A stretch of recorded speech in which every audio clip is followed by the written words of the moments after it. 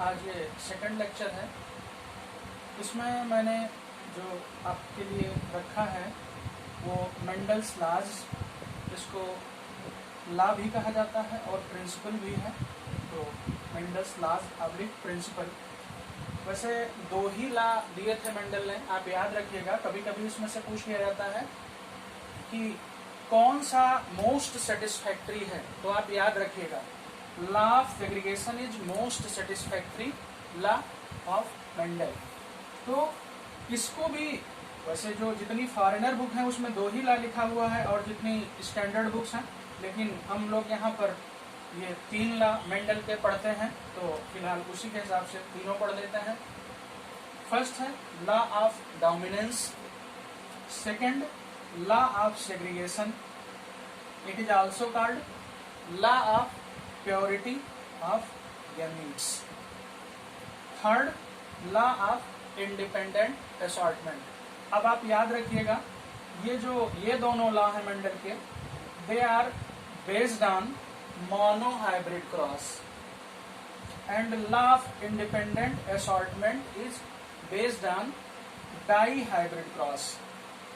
कल हमने थोड़ा सा आपको समझाया था कि क्यों मेंडल ने पी प्लांट को ही सेलेक्ट किया।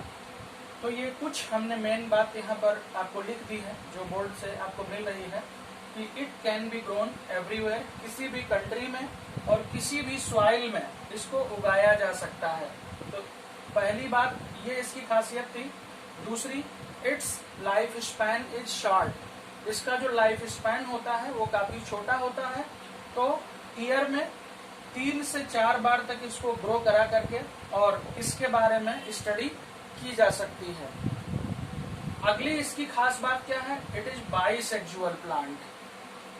आप ऐसा मत समझिएगा कि दूसरे प्लांट बाइसेक्सुअल नहीं होते हैं, बहुत सारे होते हैं, लेकिन इसकी खासियत यह है कि ये बाइसेक्सुअल प्लांट भी है। तीसरी बात है, it is self fertilising plant. तो ये भी ना समझिएगा कि अकेले यही सेल्फ फर्टिलाइजिंग प्लांट है, और दूसरे प्लांट भी होते हैं, वो भी सेल्फ फर्टिलाइजिंग प्लांट होते हैं। और अगली बहुत ही खास बात इसकी क्या थी, इट हैज 7 कंट्रास्टिंग कैरेक्टर्स। तो जिस तरीके से यहाँ पर इसमें 7 कंट्रास्टिंग कैरेक्टर हैं, ऐसे ड्रासोफिला में भी बहुत सारे कैरेक्टर वहां पर भी देखने को मिले थे। तो एनिमल में जिस पर सबसे ज्यादा स्टडी हुई है इसकी, वो है ड्रासोफिला। कल आपने जाना था कि मेंडल को फादर ऑफ जेनेटिक्स कहा जाता है। क्यों कहा जाता है मेंडल को फादर ऑफ जेनेटिक्स? मैंने कल बताया था कि 3 साइंटिस्ट थे जिन्होंने मेंडल की रीडिस्कवरी की थी। उनके डेथ के आफ्टर 16 ईयर, डेथ उनकी 1884 में हुई थी।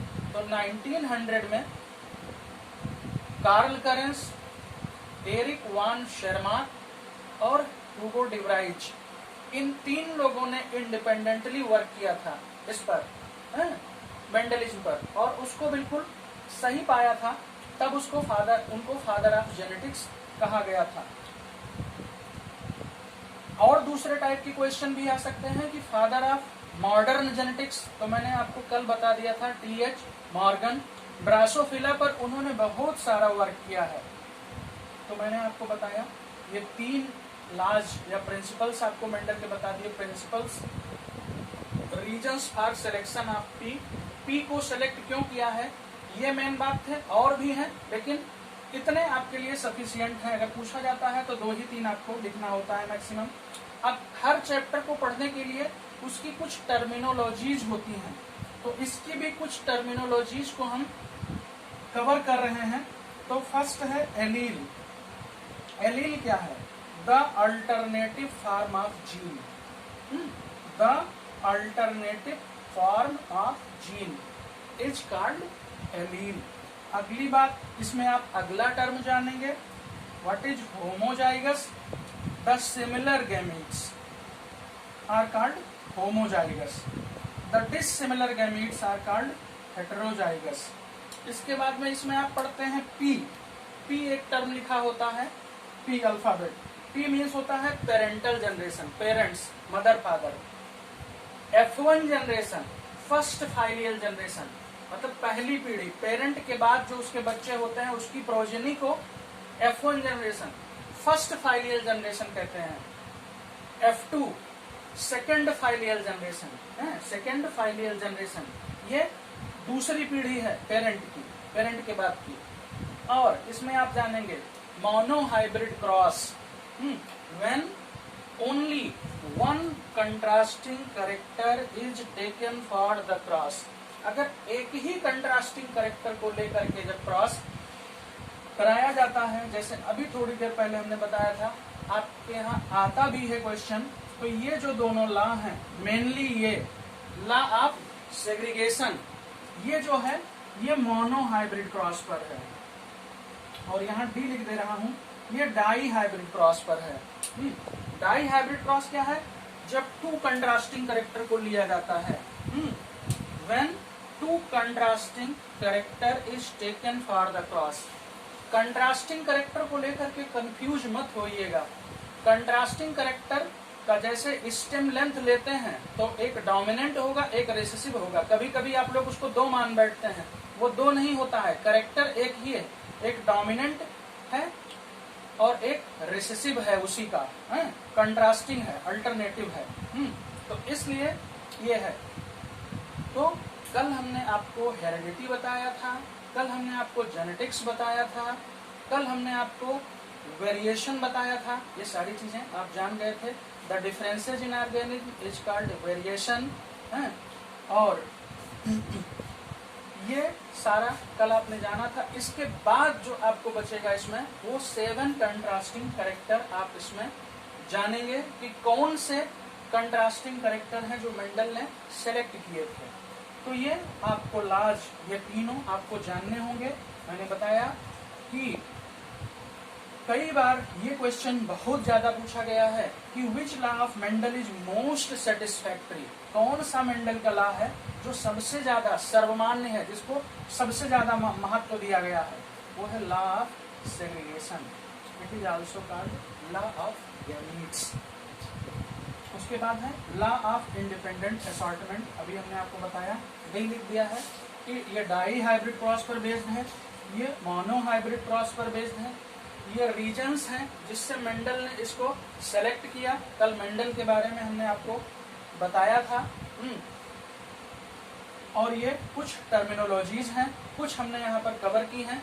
इसके अलावा और भी इसमें भी कई सारी टर्मिनोलॉजीज हैं और 7 कंट्रास्टिंग कैरेक्टर हैं, वो भी आप जानेंगे।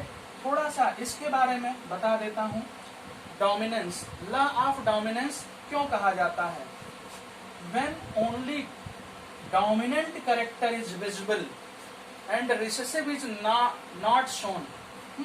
जब सिर्फ डोमिनेंट कैरेक्टर ही विजिबल होता है, अपने आप को दिखाता है, तो इसलिए इसको लॉ ऑफ डोमिनेंस कहते हैं। आप आगे देखेंगे कोई भी कैरेक्टर लेकर के, जैसे हमने स्टेम लेंथ को लेकर के टाल और ड्वार्फ के बीच में कराया, तो सिर्फ वहां पर कैपिटल टी स्मॉल टी टाल ही दिखाई देगा।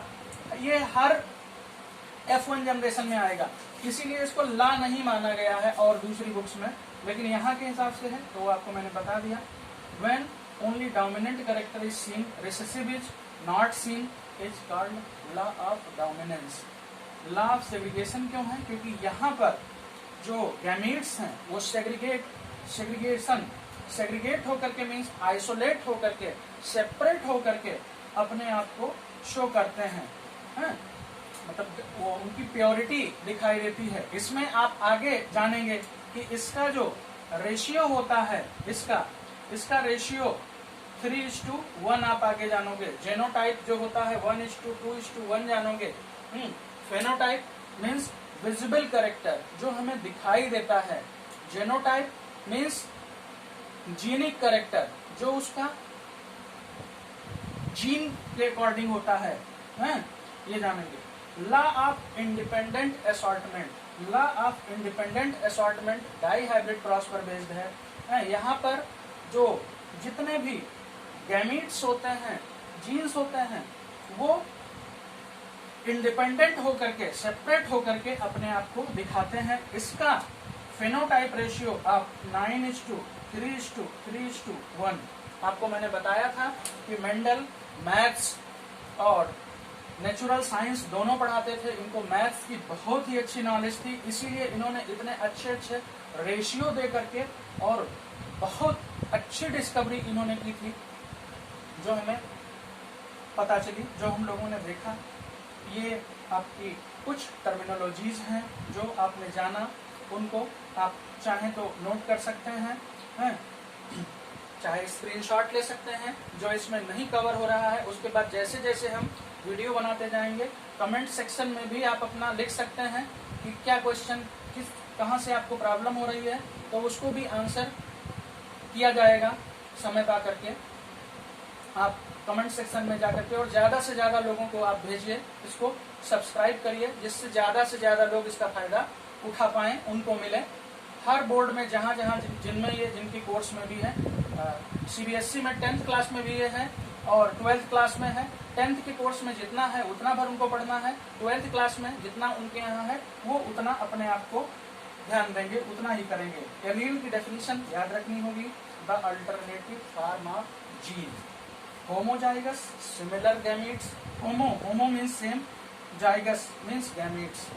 हेटेरो मीन्स होता है डिसिमिलर या डिफरेंट टाइप्स ऑफ गैमीट्स, या इसी का उल्टा dissimilar gametes. P parental generation, F1 first filial generation, पहली पीढ़ी, F2 second generation, second filial generation. Monohybrid cross हमने बता दिया, when only one contrasting character is taken for the cross, जब क्रॉस के लिए सिर्फ एक ट्रेट, चाहे उसको कैरेक्टर कहिए या ट्रेट कहिए, एक ही बात है, लेकर के क्रॉस किया जाता है तो मोनोहाइब्रिड क्रॉस होता है।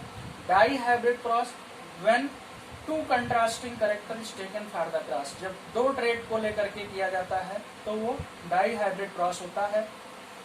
फेनोटाइप मैंने बताया, विजिबल कैरेक्टर जो हमें दिखाई देता है बाहर से ही, या फिजिकल अपीयरेंस, वो होता है फेनोटाइप।